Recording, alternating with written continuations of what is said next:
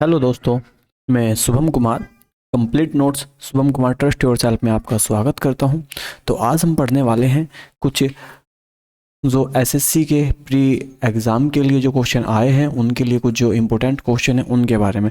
तो मैं सबसे पहले मैं आपको बता दूं, जो क्वेश्चन का जो हमारा टाइमिंग रहने वाला है वो रहने वाला है जस्ट 25 सेकंड। तो इस प्रकार से हमारे सामने जो क्वेश्चन का टाइमिंग रहने वो रहेगा 25 सेकंड जस्ट।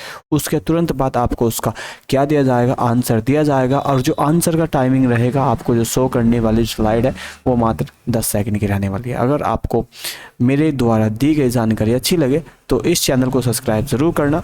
और चलते हैं आज के हमारे पहले क्वेश्चन पर। जैसे कि हमारा पहला क्वेश्चन है और ये हमारा पहला क्वेश्चन है कि कान्हा जो राष्ट्रीय उद्यान है वो भारत के किस राज्य में अवस्थित है। तो वो हिमाचल प्रदेश, मध्य प्रदेश, उत्तराखंड या असम। मैं आपको इन सभी के सभी थोड़ी थोड़ी देर के लिए इन सभी के सभी राज्यों के बारे में बताना शुरू करता हूं। तो सबसे पहले में अगर हम बात करते हैं यहाँ पे हिमाचल प्रदेश के बारे में तो हाँ, तो इसका जो सही आंसर हो जाता है वो आंसर हो जाता है हमारा मध्य प्रदेश, जिसकी जो राजधानी है वो है भोपाल। जो इसकी जो राजधानी है वो है इसकी राजधानी भोपाल। और यहीं पे अगर हम बात करते हैं हिमाचल प्रदेश की राजधानी के बारे में तो यहाँ की राजधानी है शिमला। अगर हम बात करते हैं उत्तराखंड की राजधानी के बारे में तो इसकी राजधानी है देहरादून। और जो असम की राजधानी है वो है दिसपुर। तो इस प्रकार से इन सभी के सभी जो राज्य हैं उनकी राजधानियां हो जाती हैं। अगर फिलहाल मैं अगर आपसे सबसे मेन क्वेश्चन के बारे में बात करूं जो कि हो जाता है हमारा असम को लेकर के, तो असम जिसके अगर मैं आपसे कहूं कि इसके जो राज्यपाल हैं यहाँ पे असम के जो राज्यपाल हैं वो है जगदीश मुखी। जगदीश मुखी यहाँ के राज्यपाल हैं। अगर राज्यपाल से आगे हम बात करते हैं इसके बारे में, इसके मुख्यमंत्री के बारे में, तो हेमंत हेमंत विश्वा हेमंत विश्वा शर्मा यहाँ के क्या है, वो यहाँ के सीएम है। तो आगे अगले क्वेश्चन की ओर चलते हैं। अगला क्वेश्चन है किस राज्य में थुमला कंबल, जो थुमला कंबल है को आईजी टैग दिया गया है। आपसे पूछा गया है कि किस राज्य के थुमला जो कंबल है उसको आईजी टैग दिया गया है। आपके सामने सभी के सभी ऑप्शंस है।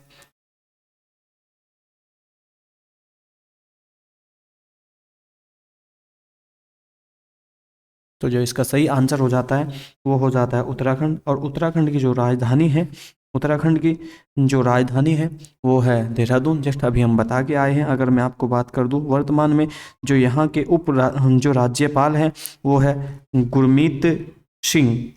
जो यहाँ के राज्यपाल हैं वो है गुरमीत सिंह।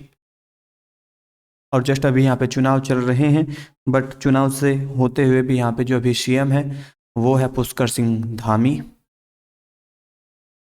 जो यहाँ के पुष्कर सिंह धामी यहाँ के सीएम है। और जस्ट अगले क्वेश्चन की ओर चलते हैं। हमारा जो है हमसे पूछा गया है कि मताधिकार की जो आयु थी वो 21 वर्ष से घटाकर 18 वर्ष की संशोधन के द्वारा कर दी गई। तो इसका आपके पास में सही आंसर होना चाहिए।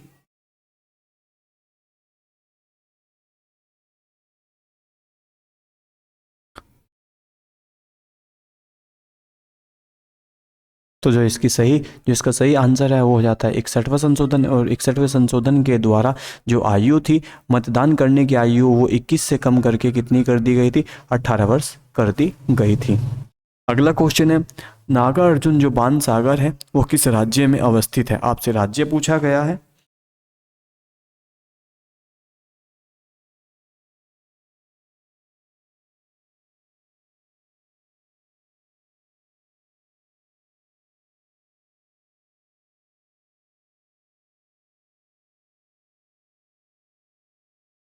तो जो इसका सही आंसर हो जाता है वो हो जाता है आंध्र प्रदेश। और आंध्र प्रदेश की जो राजधानी है वर्तमान में वो है अमरावती।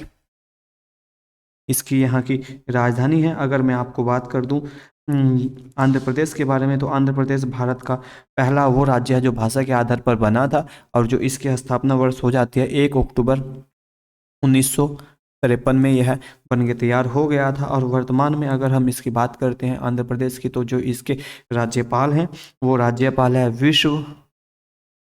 भूषण विश्व भूषण हरिचंदन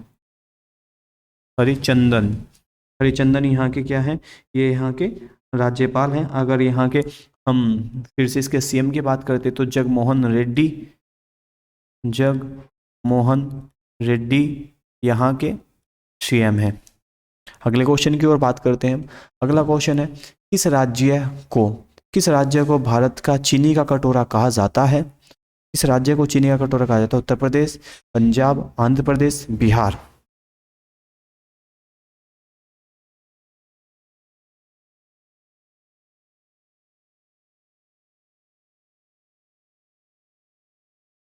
तो जो इसका सही आंसर है हमारे लिए वो होगा उत्तर प्रदेश। और मैं आपको बता दूं उत्तर प्रदेश की जो स्थापना दिवस मनाया जाता है वो मनाया जाता है 24 जनवरी को। 24 जनवरी 1950 को इसकी स्थापना हो जाती है।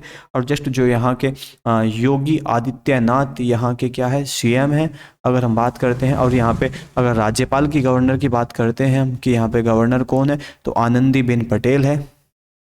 यहाँ पे जो आनंदी बेन पटेल यहाँ की क्या है भाई, यहाँ की हमारी राज्यपाल बन जाती है, गवर्नर बन जाती है। जस्ट अगले क्वेश्चन की ओर चलते हैं। अगला क्वेश्चन है, शरीर का ताप नियंत्रित करता है, हमारे जो शरीर का तापमान है, टेम्परेचर है, उसको कंट्रोल में कौन सा अंग करता है? हृदय, त्वचा, सेमीबर्म या हाइपोथैलेमस।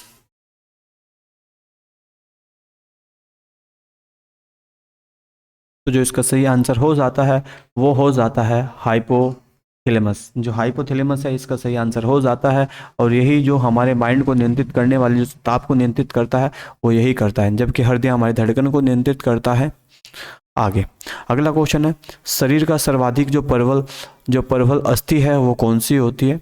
तो जांग में होती है, भुजा में होती है, जबड़े में होती है, गर्दन में होती है। आपसे पूछा गया है सबसे जो परवल यानी कि जो सबसे मजबूत हड्डी होती है वो कौन सी होती है?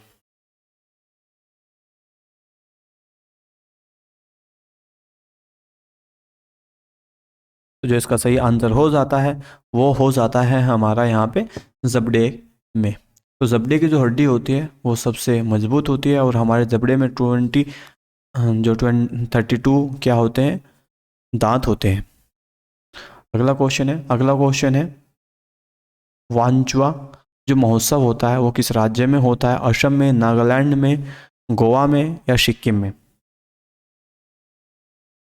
वांचुआ जो महोत्सव है आपसे उसके बारे में पूछा गया।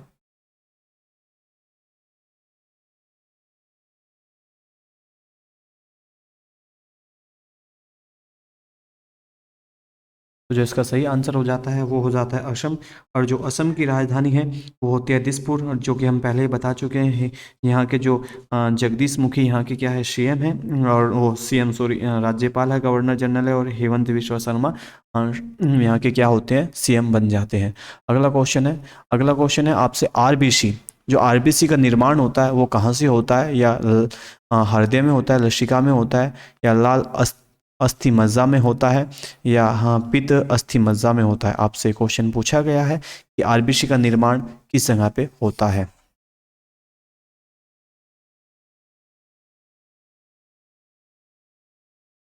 तो जो इसका सही आंसर हो जाता है वो हो जाता है लाल अस्थि मज्जा में किसका निर्माण होता है, आरबीसी का निर्माण हो जाता है। अगले क्वेश्चन की ओर चलते हैं। अगला क्वेश्चन है, मानव शरीर के जीवन काल में कितने दांत दो बार विकसित होते हैं? तो 4, 12, 20 या 39। तो 39 तो मनुष्य में दांत होते नहीं है, तो इसका एक ऑप्शन तो यहाँ से कट ही जाता है। बट आपके पास में ऑप्शंस फिर से हैं। ये शुरुआत के इन 3 ऑप्शंस में यानी कि वो एक ऑप्शन होने वाला है।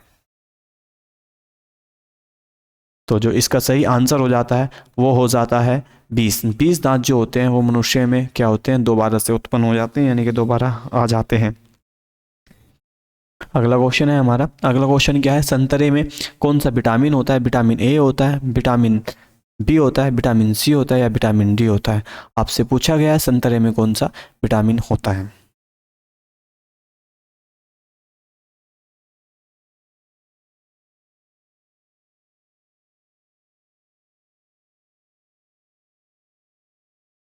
तो जो इसका सही आंसर होने वाला है वो होने वाला है, सही आंसर इसका हो जाता है क्या, इसका जो सही आंसर हो जाता है होता है विटामिन सी। तो विटामिन सी किस में पाया जाता है? खट्टे, जितने भी खट्टे पदार्थ होते हैं, आंवला हो गया, ये जो संतरे हो गया, मौसमी हो गया, उनमें सभी में क्या पाया जाता है? विटामिन सी पाया जाता है। अगले क्वेश्चन की ओर चलते हैं। जो विटामिन बी होता है, बी विटामिन जो B5 होता है, उसको क्या कहते हैं? पेंटोथेनिक एसिड कहते हैं, फोलिक एसिड कहते हैं, रेटिनॉल कहते हैं, टोकोफेरॉल कहते हैं। आपसे पूछा गया है इनमें से इसको क्या बोला जाता है?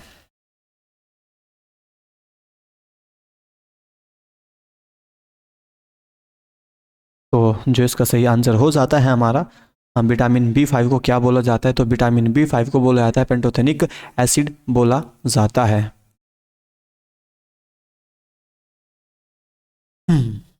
अगले क्वेश्चन की अगले क्वेश्चन की ओर चलते हैं। अगला क्वेश्चन क्या है हमारा, मानव शरीर में देखिए, मानव की जो सबसे बड़ी ग्रंथि होती है कौन सी होती है? आपसे पूछा गया है मानव की सबसे बड़ी जो ग्रंथि होती है वो कौन सी होती है? थायराइड होती है, यकृत होता है, या लार ग्रंथि होती है, या अमावस्या होता है? आपसे पूछा गया सबसे बड़ी ग्रंथि के बारे में।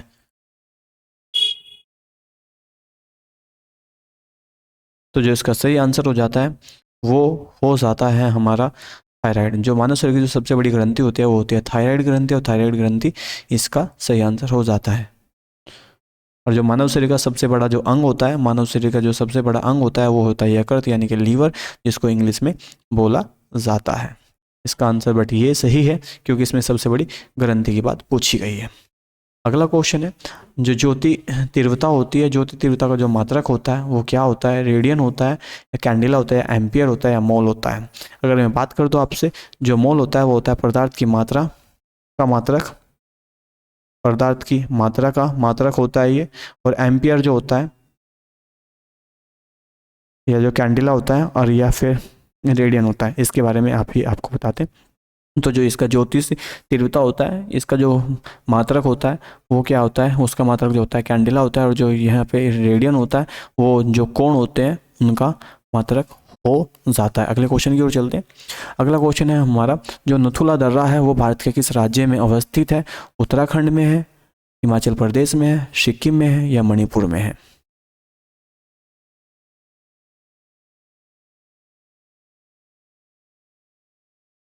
नथुला दर्रा।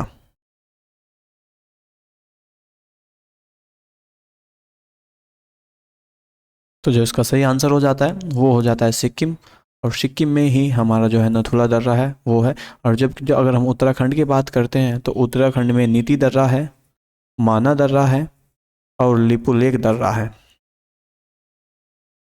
लिपुलेख दर्रा है। अगले क्वेश्चन की बात करते हैं, तुजू दर्रा। जो भारत का जो तुजू दर्रा है वो किस देश के साथ होता है? तो आपको फिर से तो आपसे पूछा गया इस बार देश कौन सा है? तो चाइना है, म्यांमार है, नेपाल है, या भूटान है? जो अभी हम बात कर रहे थे लिपुलेख दर्रे के बारे में और मानव के बारे में, वो चाइना से बिलोंग करते हैं दोनों के दोनों। और जस्ट जो इसका सही आंसर हो जाता है वो हो जाता है म्यांमार। म्यांमार जो है, जो मणिपुर है, मणिपुर के साथ में भारत की जो सीमा है उसको साझा करता है। और यहीं पे इन दोनों के बीच में एक दर्रा है जिसको हम तुजू नाम से दर्रे को जानते हैं।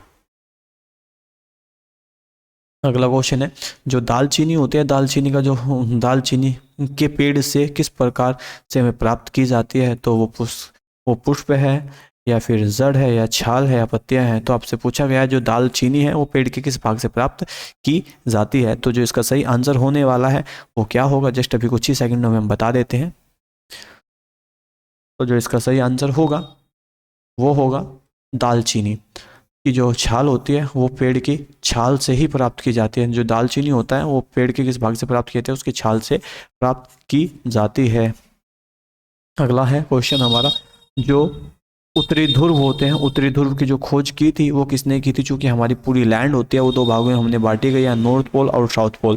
तो इन दोनों भागों को हमने डिवाइड किया है और एक रेखा होती है भूमध्य रेखा या 0 डिग्री अक्षांश या इक्वेटर, ये हमारी पृथ्वी को उत्तरी और नॉर्थ पोल में डिवाइड कर देती है। तो जो इसका ऑप्शन है आपके सामने वो आपको बताने हैं। तो जो इसका सही आंसर होने वाला है वो इसका रोबर्ट पीरी इसका सही आंसर है, जो मैंने अभी आपको बताया था, जो कि ये पृथ्वी के ऊपरी भाग में हमारा नॉर्थ पोल पड़ता है।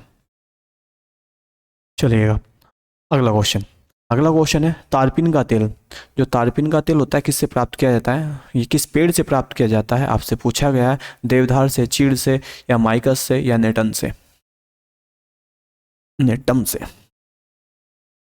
जो तारपीन का तेल होता है उससे आपसे पूछा गया है। तो जो इसका सही आंसर है वो है चीड़, और चीड़ से ही हमारा जो तारपीन का तेल होता है उसको प्राप्त किया जाता है। चीड़ एक बहुत मजबूत लकड़ी होती है और ये काफ़ी महंगी भी है थोड़ी सी। और अगला क्वेश्चन है निम्नलिखित में से कौन सा आंदोलन 1942 में शुरू किया गया था? तो आपसे पूछा गया है 1942 में आंदोलन जो शुरू किया गया था। तो मैं अगर बात कर दूं आपसे असहयोग आंदोलन के बारे में, तो ये महात्मा गांधी द्वारा 1920 में चलाया गया था और ये 1919 का आंदोलन था, जो कि असहयोग आंदोलन के साथ में ही दोनों के जुड़ के चला था। और जी होम रूल की जो स्थापना की जाती है 1916 में की दी जाती है। तो इसका जो सही आंसर हो जाता है हमारा भारत छोड़ो आंदोलन। जो भारत छोड़ो आंदोलन है वो ऑफकोर्स 1942 में, और इसी में एक नारा दिया गया था करो या मरो का। और ये जो नारा दिया गया था ये महात्मा गांधी के द्वारा दिया गया था, पर जो कुछ नए स्रोत आते हैं वो ये कहते हैं कि ये नारा महात्मा गांधी ने नहीं, यासीन अली अहमद व्यक्ति थे एक, उनके अनुयायी उन्होंने दिया था, और बाद में मंच पे खड़े होकर महात्मा गांधी ने उनको संबोधित कर दिया था जनता को। अगला है स्वतंत्र भारत के पहले उप प्रधानमंत्री के रूप में किसने कार्य किया था आपसे पूछा गया। उप प्रधानमंत्री के बारे में आपसे पूछ रहा है सरदार वल्लभ भाई पटेल, सी राजगोपालाचारी, या के कामराज, या मोरारजी देसाई। तो मोरारजी देसाई के बारे में मैं आपको बता दूं, ये मोरारजी देसाई वह व्यक्ति है जो सबसे वृद्ध आयु में जाकर के पीएम बन जाते हैं, और ये इनकी जो 28 फरवरी को इनका बर्थडे मनाया जाता है, और ये 99 की एज में, जब ये 99 वर्ष के हो जाते हैं तब इनके ये एक्सपायर हो जाते हैं हमारे बीच से। और वहीं अगर हम सी राजगोपालाचारी की बात करें तो ये भारत के प्रथम तीन व्यक्तियों में से वो व्यक्ति हैं जिन्हें भारत रत्न दिया गया था। तो ये दूसरे व्यक्ति थे भारत के जिन्हें क्या दिया गया था, भारत रत्न दिया गया था। जबकि पहले अगर हम व्यक्ति की बात करते हैं तो जो पहले व्यक्ति थे भारत रत्न प्राप्त करने वाले वो थे डॉक्टर सर्वपल्ली राधाकृष्णन, और जो सरदार वल्लभ भाई पटेल है उन्हें लौह पुरुष भी कहा जाता है। अगले क्वेश्चन की ओर चलते हैं हम।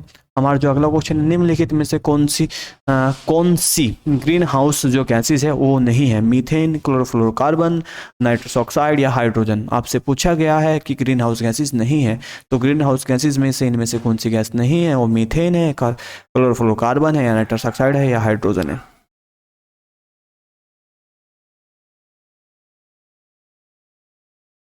जो इसका सही आंसर हो जाता है वो हो जाता है हाइड्रोजन। तो हाइड्रोजन क्या है? एक ग्रीन हाउस गैसेस नहीं है। बाकी की सारे मीथेन भी और क्लोरोफ्लोरोकार्बन भी और नाइट्रस ऑक्साइड भी क्या है? ये ग्रीन हाउस गैसेस है। अगला है चाकू से काटी जा सकने वाली धातु कौन सी है? जो चाकू से काटी जा सके, एल्यूमिनियम, कॉपर, आयरन, या फिर सोडियम। इसको Fe से लिखा जाता है, इसको कॉपर को Cu से लिखा जाता है, और इसको Al से लिखा जाता है, और सोडियम को Na से लिखा जाता है। आपसे पूछा गया है कि इनमें से कौन सी वो धातु है जो कि चाकू से भी काटी जा सकती है। तो जस्ट इसका जो आंसर हो जाता है वो हो जाता है सोडियम, और सोडियम वो धातु है जो चाकू से काटी जा सकती है।